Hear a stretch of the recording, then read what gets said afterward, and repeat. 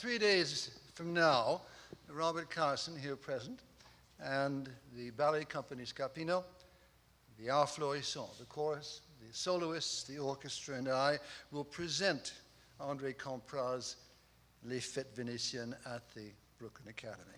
It's a good work. It's a fine work, though quite unknown. Neither Campra nor his Fêtes Vénitiennes are household words for most of us here present today. We have the opportunity as well tonight to present this piece in Mary Cronson's work process. We'll take you backstage, so to speak. We'll talk about the composer, the work, how our project began and how it evolved, the methods and the materials used to give new eloquence, to give life to this music, which dates from the beginning of the 18th century. I use the word pleasure. Indeed, Robert and I are especially happy to be here this evening. We've been Mary Cronson's guests at a number of these work in process as participants over almost 20 years. And we're very happy, Mary, to have the chance of coming back here once again. I'm going to start the evening out by talking a little bit about our man, André Campra. Yes, he's still rather unknown to most of us, but that's not uncommon, as we know. Changes in taste and style, the desire to hear something new meant that many composers, way up into the 19th century, were relegated to the dustbin or to library shelves, sometimes even before they died. Our composer, Campra, was born in 1660 of an Italian father and a French mother in the south of France, in Aix-en-Provence. He was a choir boy. Do you want some water? No. He was a choir boy in Aix's cathedral. He became a priest, and after working as a choir master in various cities in southern France, he moved to Paris, where he continued his career as a church musician, but not for long. The lure of the opera stage was too strong. He left the priesthood in 1700 and soon established himself as France's foremost composer of opera. He began his career as an opera conductor and a composer at the end of the very long reign of Louis XIV. Things were rather gloomy at the court of Versailles, and indeed throughout France around the year 1700. The country was exhausted by the constant wars fought with its neighbors. It was near bankruptcy. At Versailles, Louis's morganatic wife, Madame de Maintenon, was a prudish blue-stocking lady who had cast a funereal pall over the court. Louis, who had been a splendid fellow when younger, a superb dancer, a lover of opera and of women, a lover especially of the music of Lully, well, he retreated under his wife's influence into a somber sort of state of semi-retirement. Fun was noticeably absent at Versailles around 1700. What music was this tired monarch and his rather austere wife listening to? Well, essentially religious music, a bit of chamber music performed in their apartments. Occasional excerpts of the great tragédie lyrique of Lully were played in concert version, but even this music of Lully that he so much loved when he was younger had become stale, had lost popularity. It was too long, and it was too serious. The time was ripe for change. There was a reaction against the austerity imposed by the king and his wife, a desire for less gloom in the realm. Frivolity and levity, gaiety were knocking at the door. And our Campra was to provide the solution, at least musically speaking, with a new form of musical entertainment called opéra-ballet, opera-ballet. It was most importantly a strong alternative to this old-fashioned tragédie lyrique, this fusty, antiquated world populated by gods and goddesses who had become, frankly, a bit sharp-worn and dusty. Campra and his librettists replaced these gods and goddesses with real people, people with names like ours. Lucille. Is there a Lucille in the audience? Maybe. Lucy, Isabelle, Rudolph, Leandre. These were sexy, attractive young people living in a carefree, sort of Watteau-esque world of a fête champêtre, of love and fun. The new opera-ballet and our Fêtes Vénitiennes that you'll hear tonight and in a couple of days' time at the BAM is probably one of the best examples. This new opera-ballet offered easy to listen to, easy to understand short plots, little mini operas. He calls them entree. 5 or 6 of these small little operas were strung together for an evening's entertainment. And they were only vaguely related to a collective idea that was expressed in the title, Venice being the title of our work. Campra's music was also easy on the ear. Zippy recitatives, that's to say dialogue, short songs with simple, easy-to-remember melodies, along with more brilliant Italian-style arias with lots of vocal fire. And to these vocal ingredients, he adds something very important. He adds some of the best dance music that's ever been written in France. And I must say, in my opinion, this music has remained as fresh and as danceable today as it was back in 1710. Now, how did our production get started? We had been interested in Campra from the very beginning of the founding of my ensemble, that's to say in the early 80s. We had done recordings and concerts of some of his religious music, his small-scale vocal works like cantatas, one big opera, Illuminate.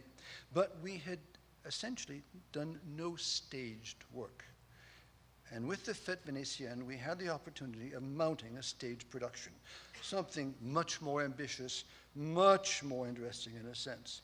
A production where the stage would be awash with soloists, chorus, dancers, extras, all of them lavishly costumed, with fabulous scenery and wonderful movement. All this meant essentially collaborating with a stage director. And this is the moment when we see enter Robert Carsen. Robert Carsen, who is one of the world's foremost stage directors and a grand friend of myself and the Florissants. I think we began work in the early 90s. And I remember, not vividly perhaps, but I do remember a work that we brought here in 1993 as a work and process. 94. We brought it here. Yes. At any rate, without further ado, I'm going to present to you Robert, who's going to have a few things to say in turn.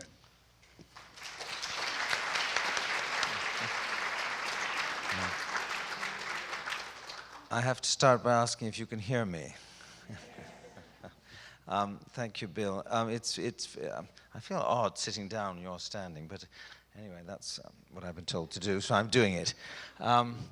In fact, it's great to be back here again, to be doing one of these works and process. It's a completely unique thing, which I've never encountered only here, and it's great to be doing this again with Mary and with all of you, and to be back at BAM. It was, in fact, yes, the very first collaboration that Bill and I did with when I worked with the Florissants in 1993. It was Handel's Orlando, which we brought the next year to BAM, and we did one of these. And it's been a huge joy to be able to work with this ensemble and with Bill, you cannot separate them, for all these years. And every show we've done together has been something very, very special. And it was Bill who really brought me into the French Baroque. It was completely a world I knew nothing about. And we've done 2 Rameau productions. We have done Lully, and now this Campra. And I have to confess to something which I wouldn't normally confess to, but working on Les Fêtes Vénitiennes, it is the only time in my life that I was asked to direct something of which I had neither heard a note nor read a single word. Bill asked me one day, he said, there's this piece, I've always wanted to do it. It's called Les Fêtes Vénitiennes. He started to tell me about it. I won't repeat the whole thing. And he said, I think it would be wonderful for you to do. And I should have said, and I'm glad I didn't, can I read the libretto? And I said, of course, we must do it. because I have so much faith in him, and it's always a wonderful adventure.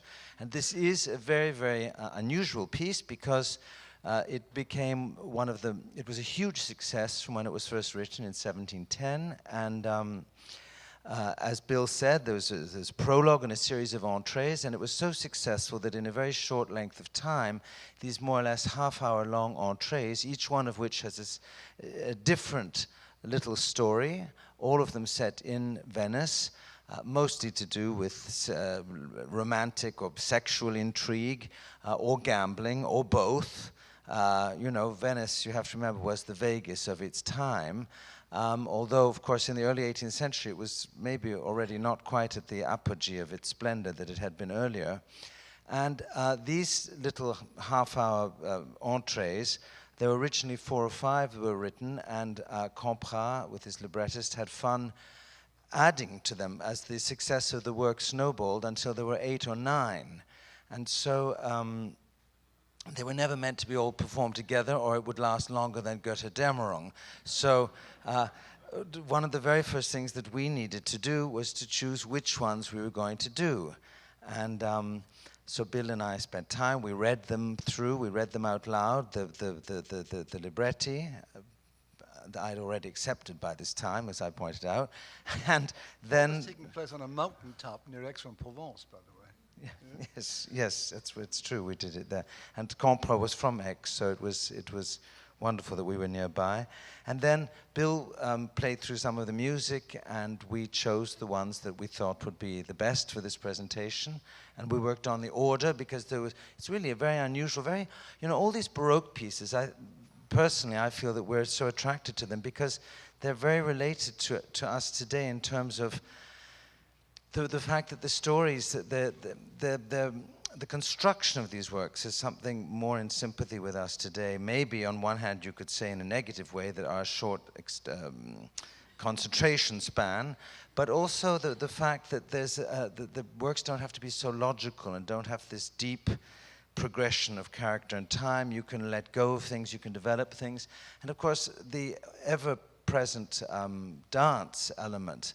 And it's a big challenge for the directing team to figure out how you go in and out of dance.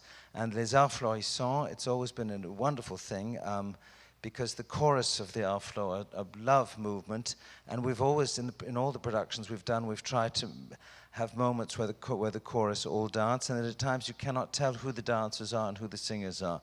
And this is very important, something very important to Bill.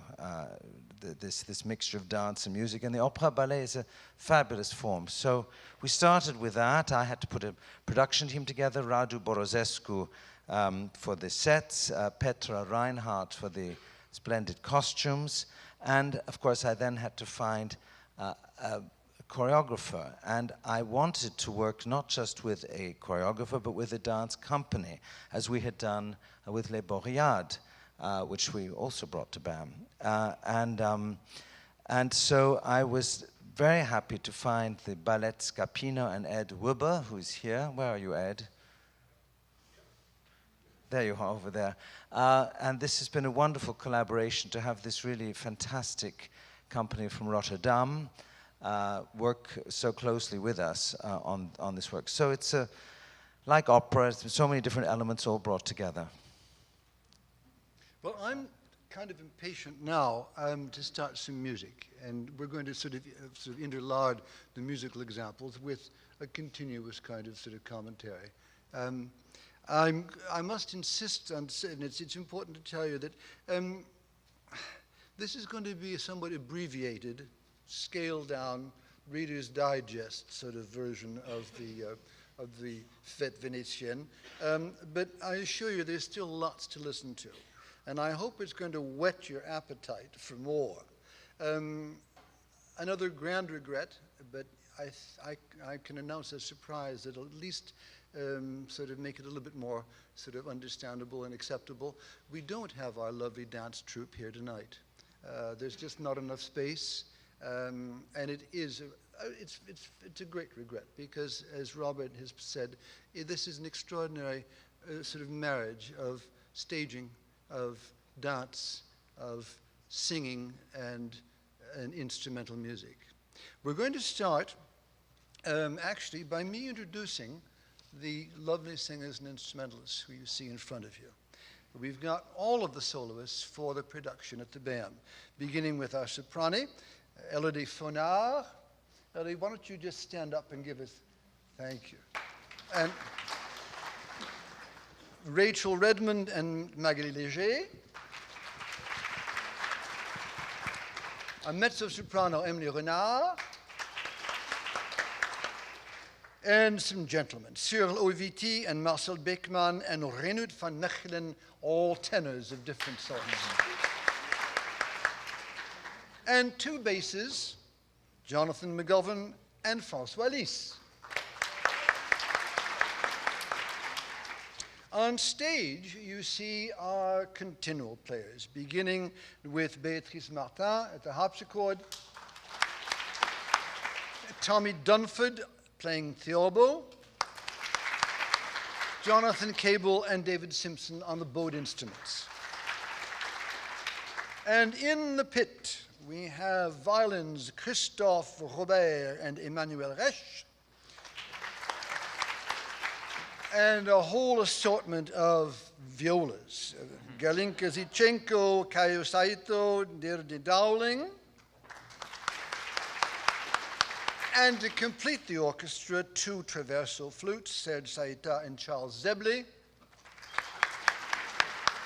Pierluigi Fabretti and Machiko Ueno, and Claude Vasmer.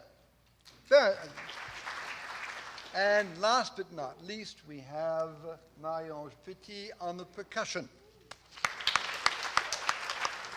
Now, we're going to start with the triumph of folly over reason, which is the prologue.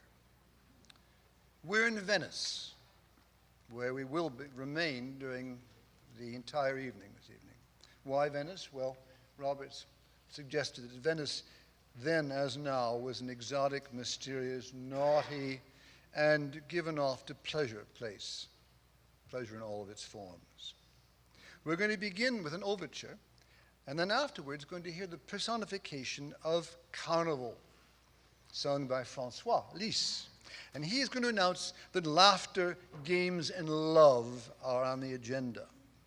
After that, there's going to be a chorus that you won't hear, but will follow François' sort of beginning with a small dance, a wonderful jig, to give you an idea of this exuberant and wonderful dance music that Campra writes. Then I'll announce what's happening as things go by. And we'll pass in review the 4 entrees that you will hear at the BAM, those of you who are coming on Thursday, Saturday, and Sunday, in the fully fledged version. I think I have to cross the stage now, and yes.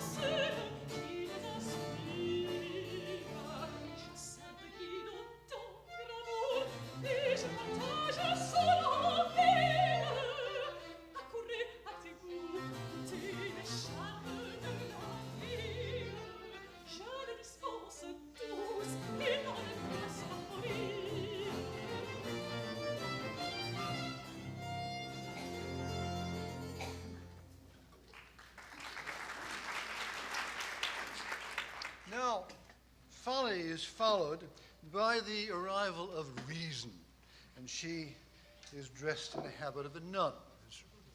Nuns are reasonable. She admonishes the crowd, saying essentially that their behavior is immoral and lewd.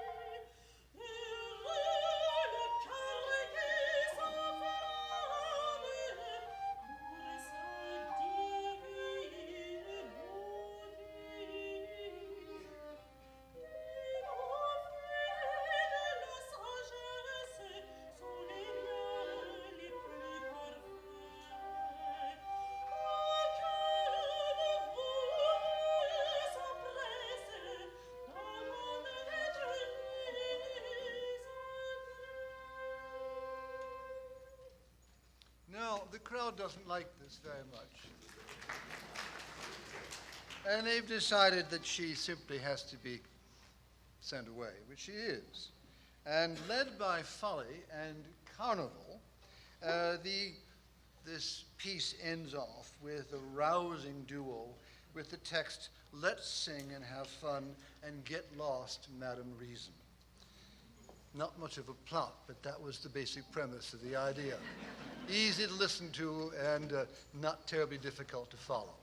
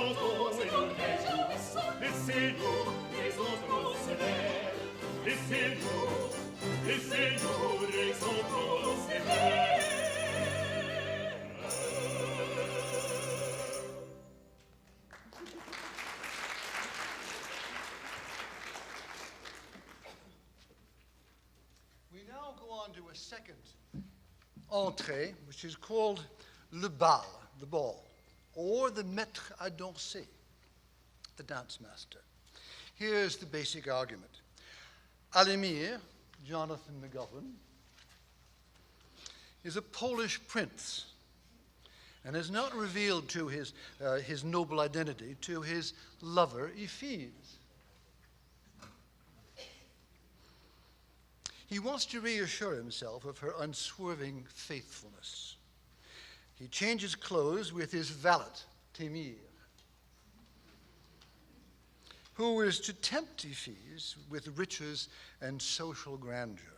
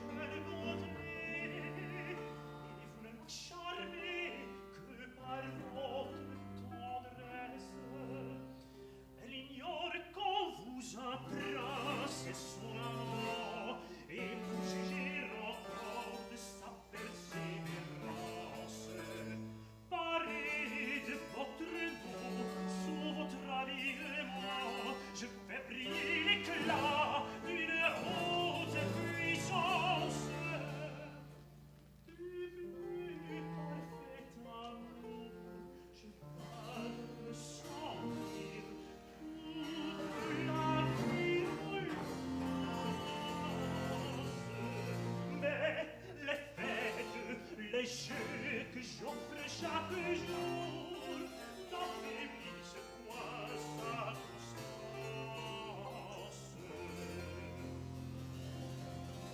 Ces vrais sentiments j'y voulais m'éclaircir.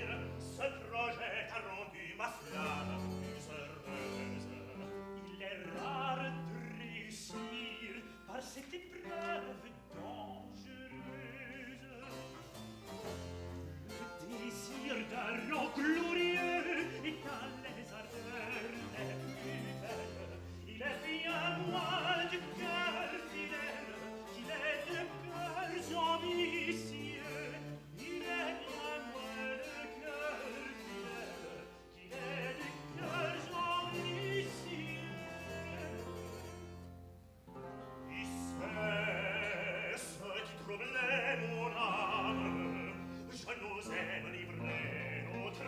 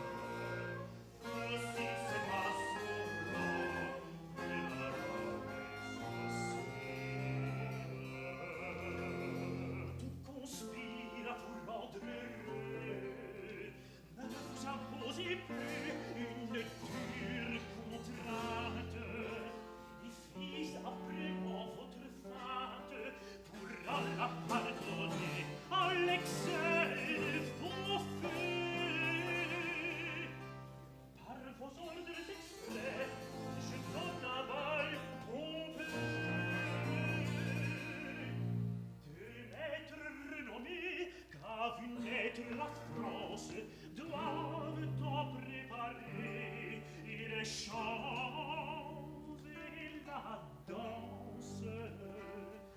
Vous y verrez l'objet de vos plus tendres vœux. Tu sais par quel moyen tu me feras connaître, et je vois paraître les sourds dans la terre de nos jeux. Now, Temir has hired a dance instructor, Cyril, and a music teacher, a vocal coach, so to speak, to help him prepare this grand ball. We have two absurd personalities in front of us. They go on for much too long, each one trying to outdo the other in importance.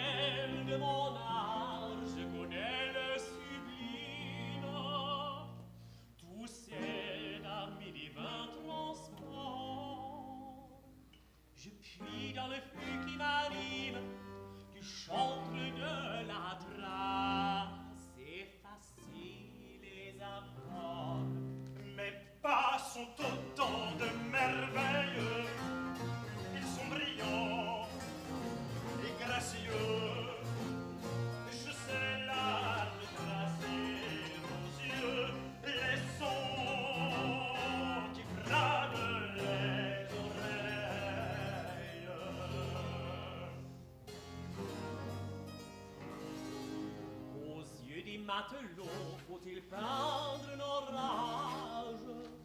Je porte partout le ravage.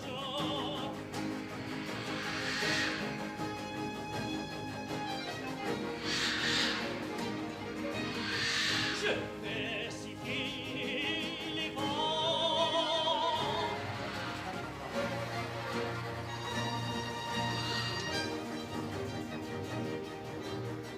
Je soulève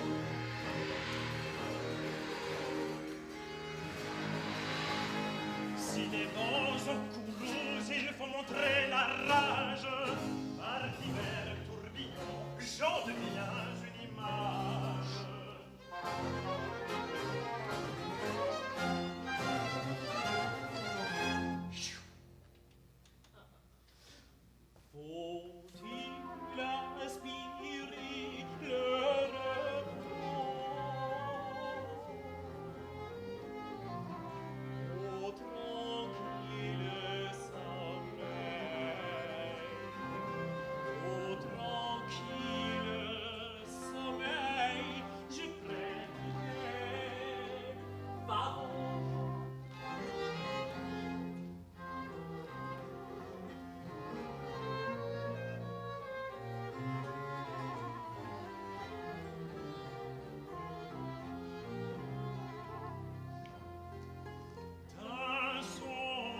bouche agréable, je peins la douceur.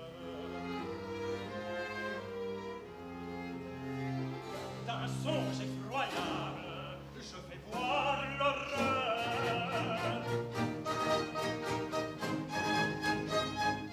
Si j'évoque l'imawawawar de leur demeure sombre, je puis faire trembler les plus audacieux sous le terrible aspect d'un démon furieux.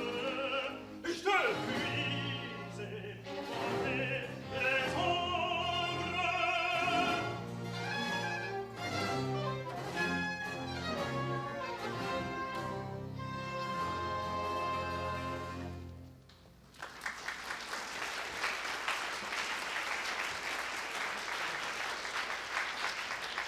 That's just about half of their dialogue. It goes on forever, and it really gets very funny indeed.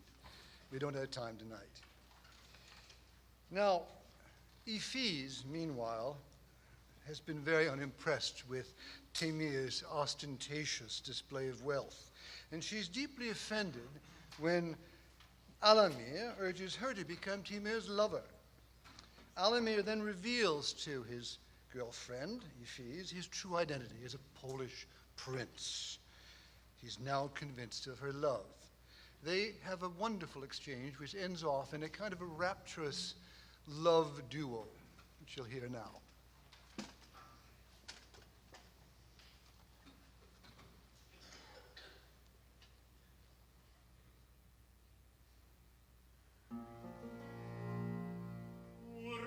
Je veux flatter, régner dans votre âme, lorsqu'à grâce charmée de l'éclat de vos yeux, joint à l'orage de sa flamme, tout ce qui peut toucher un cœur ambitieux.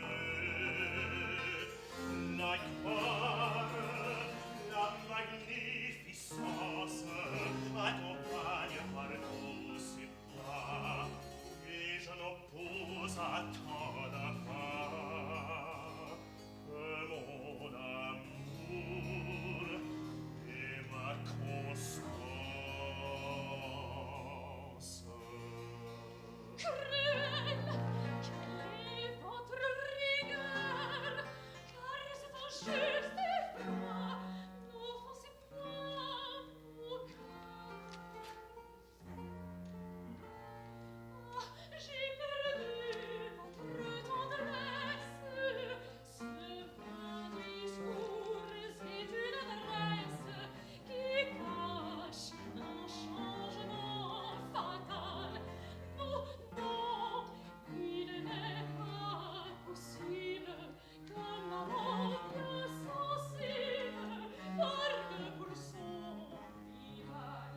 Non, non, il n'est pas possible qu'un amant bien sensible parle pour son rival. Aimez sa grâce, aimez. Je le veux donc perfide. Si vous ne l'aimez pas, je ne puis être heureux. Sans effet, je suivrai le transport qui me guide. Pour me venger de toi, j'approuverai ses faits, mon juste désespoir. Je le vois qui s'avance,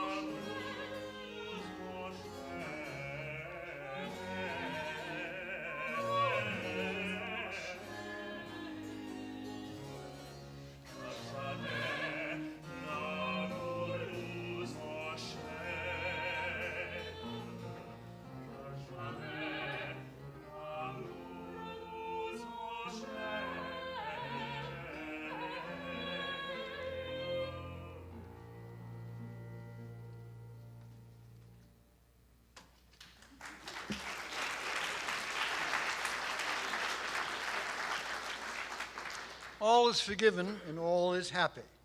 There's a series of wonderful dances and choruses. We'll end only with one of the dances. It's called a passe-pied, which was a lively dance that originated actually from the south, where Campra came from. After this, we're going to talk a little bit about a few sort of details, the ingredients, the things that we do to make this music, as I said earlier, come to life. First off, the passe-pied.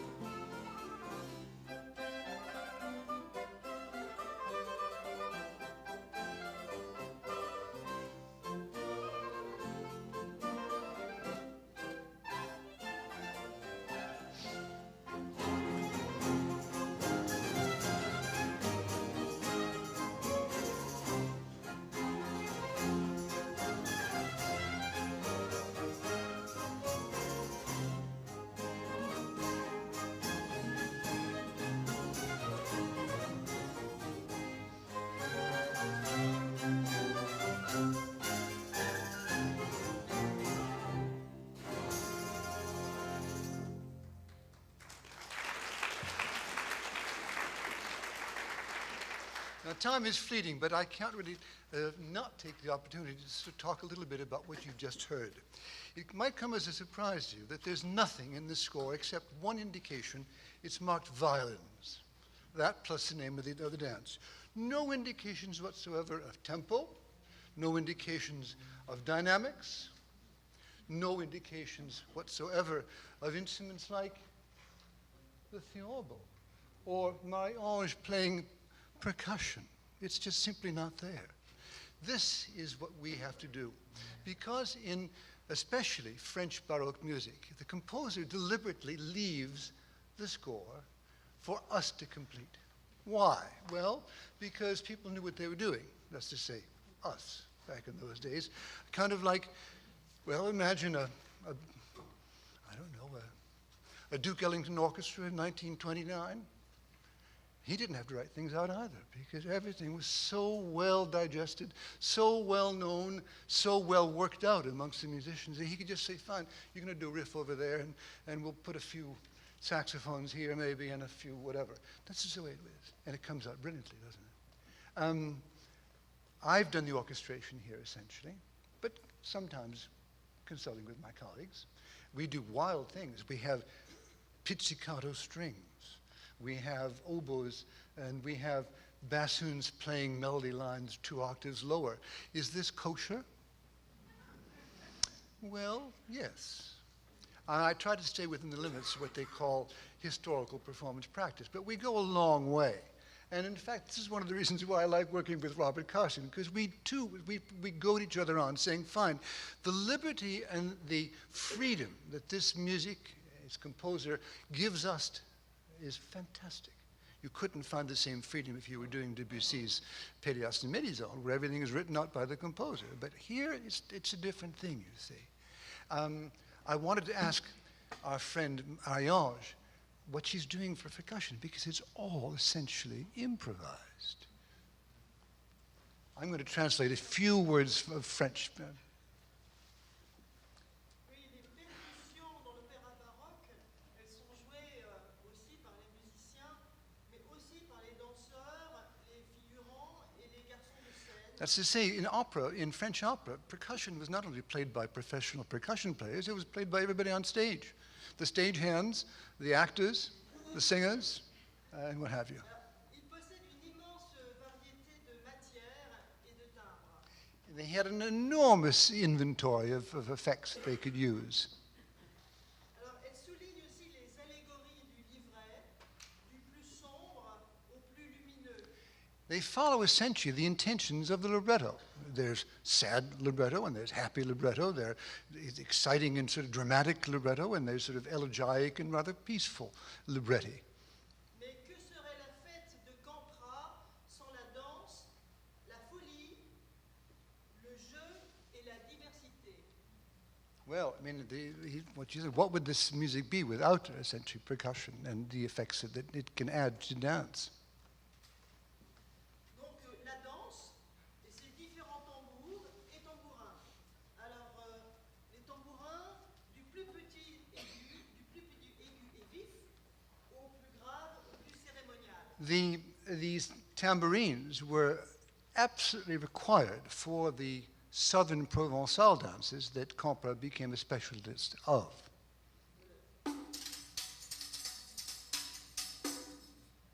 This one, another one. This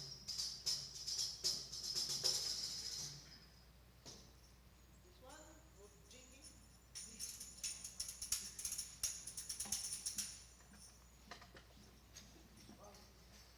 More ceremonial.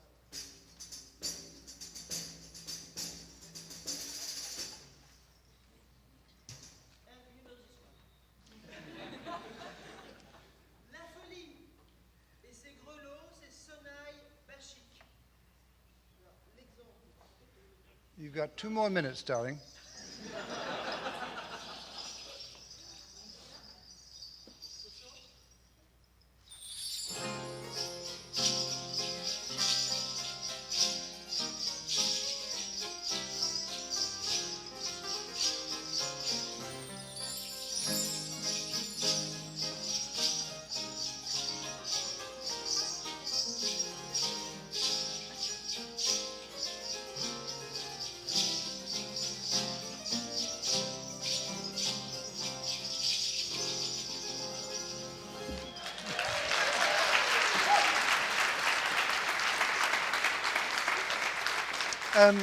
I promise you she'll come back for a week seminar. This gives you, I think, a rather sort of dramatic taste of the kind of, as I say, liberty and freedom that we deal with. And it's one of the joys, actually, of making music of this period, you see. If you come on Thursday or Saturday or Sunday, you'll hear an extraordinary panoply of this kind of instrumentation. But also, you'll hear some singers doing things that aren't on the page as well. There's a lot of improvising going on for these people as well. Now, all this has to do with specialization, you see. You can't sing or play this music as you can sing or play Debussy or Boulez or Massenet. It does require a little bit of what I call specialization. We call it rather sort of loftily at the Juilliard School where I teach, historical performance practice. Well, it's that. We read texts and all that, but then once the texts and the treatises are sort of digested, out comes this extraordinary freedom and liberty.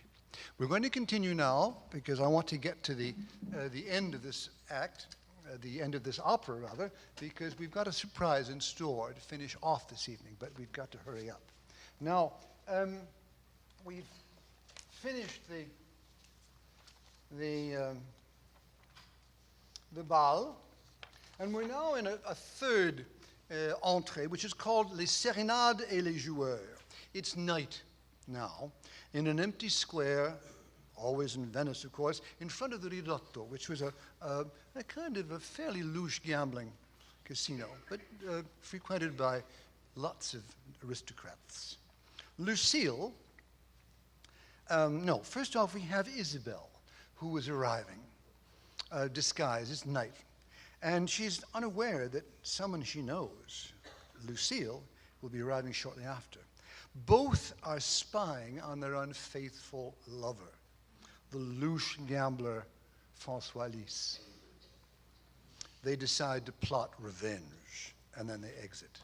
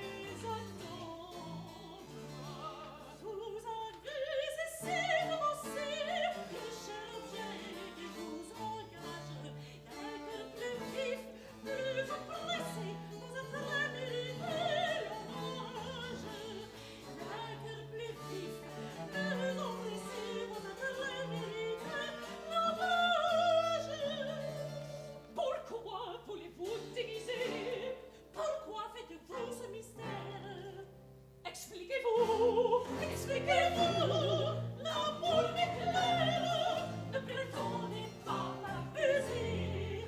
Vous blessez sans yeux de Leandre, Leandre sans bien pour vous. Comptez de pas qu'il soit jaloux, avec qui j'ai cru vous surprendre.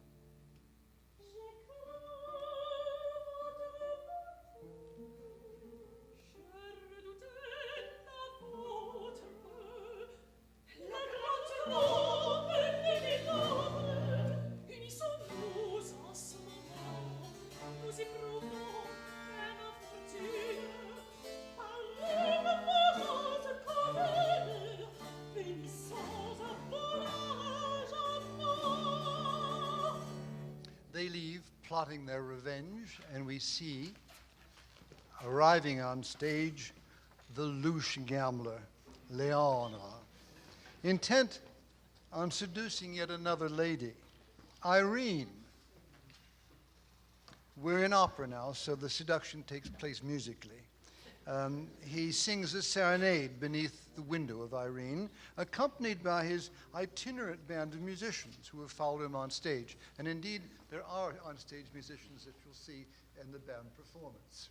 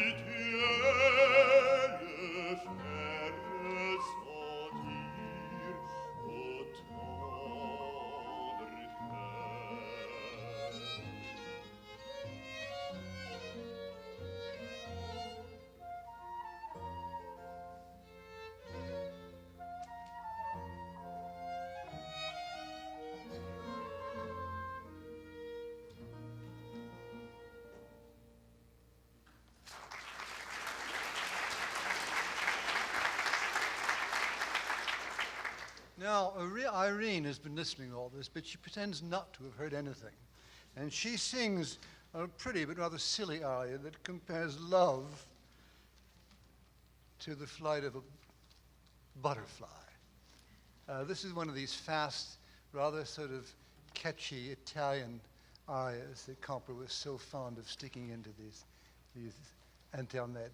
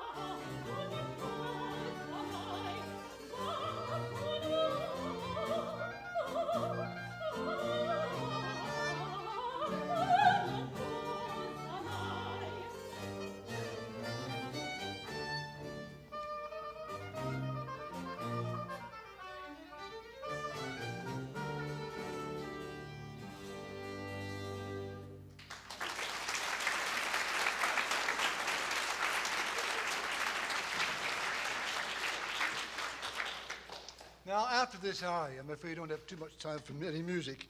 Lucille arrives back, disguised. Leandre mistakes her for the woman he's just been courting and begins to make love to her. Isabel also comes back, and the game is up. All hell breaks loose, and the two jilted women beat up their lover.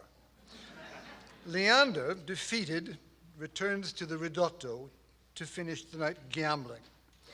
Our entry will include with some wonderful music, but I'm going to have just two pieces, a beautiful little song sung by Cyril and a gorgeous little song sung by Elodie to finish off this piece, and then to conclude a forlana, which is another one of these fast-moving southern French dances. Directly.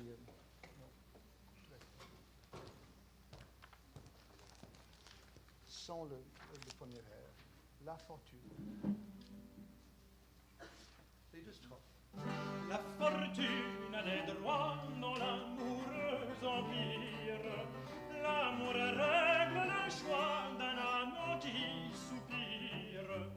La fortune a des droits dans l'amoureuse empire. L'amour règle le choix d'un amant qui soupire.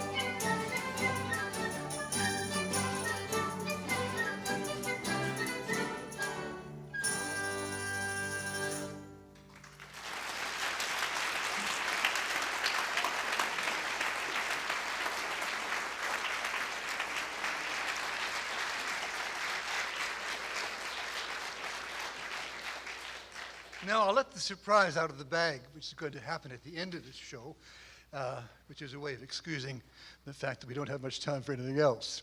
Ed Wubbe, who is here, who is our choreographer, has chosen from the video that was done of Robert's production and my production, a sequence of about 5 minutes of the dances. So you'll see not only the choreography, but you'll see the costumes and the decor and the splendid mise en scène of Robert Carsen. Just before that, though, I want to have you listen to a very beautiful piece. The end of this opera, it's called the opera, is essentially a very interesting thing. There's an opera within an opera. And at the end of this opera, well, there's lots of goings on. It's all, again, it's all about love and essentially a rather sort of silly kind of society, bent on having nothing but fun. We're going to hear Renut von Mechelen sing one of the final arias. He's impersonating, he's incarnating the role of Zephyr, and it's a beautiful piece for flutes and orchestra, and it finishes off the end of the ball. And then afterwards, we'll simply ask Jonathan Cable, who's a bit sort of in the way, to move out of the way, and we'll show you this lovely video to finish off with. Oui, et the boy, yes. Okay.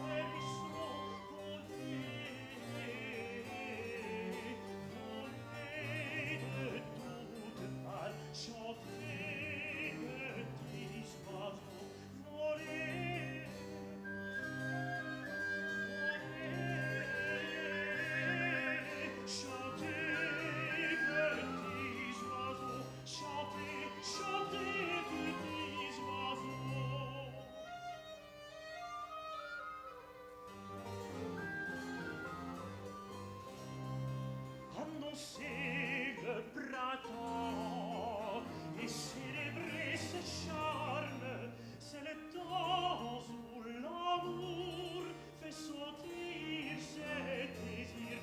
Il vient offrir mille plaisirs à qui veut céder à ses armes.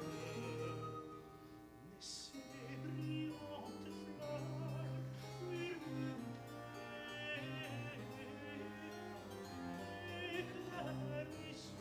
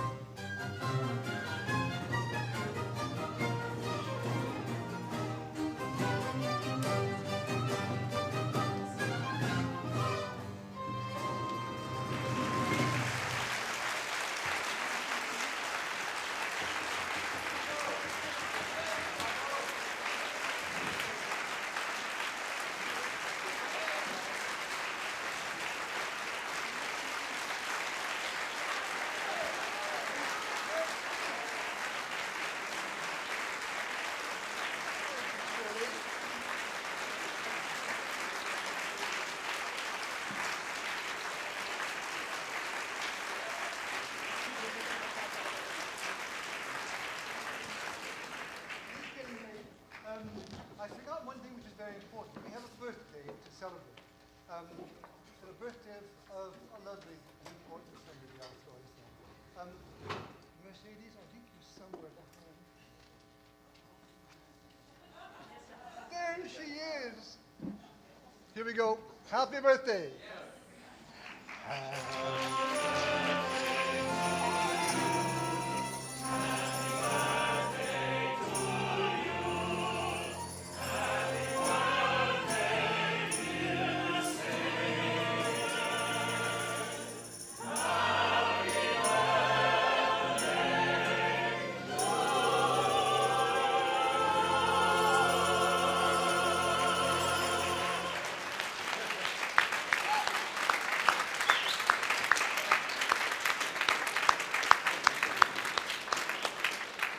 And now the video.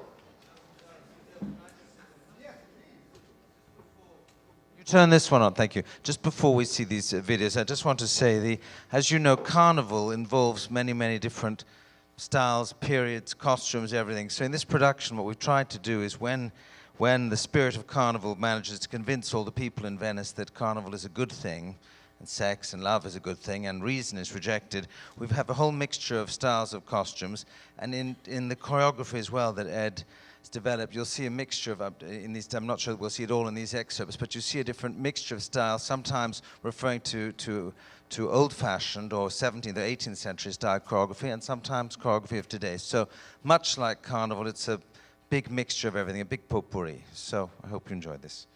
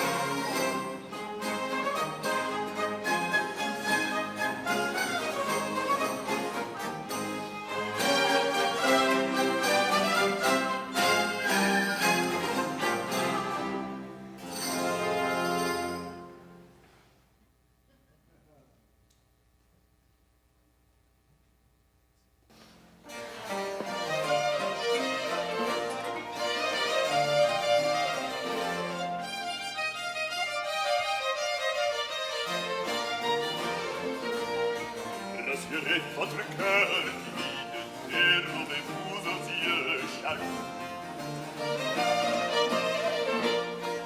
Rassurez votre cœur timide, dérobez-vous aux yeux jaloux. L'amour qui me soumet à vous, est prêt à vous servir de guide. Rassurez votre cœur timide, rassurez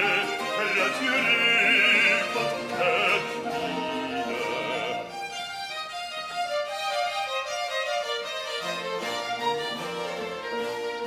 J'ose mépriser les amours, vous me forcez à les connaître.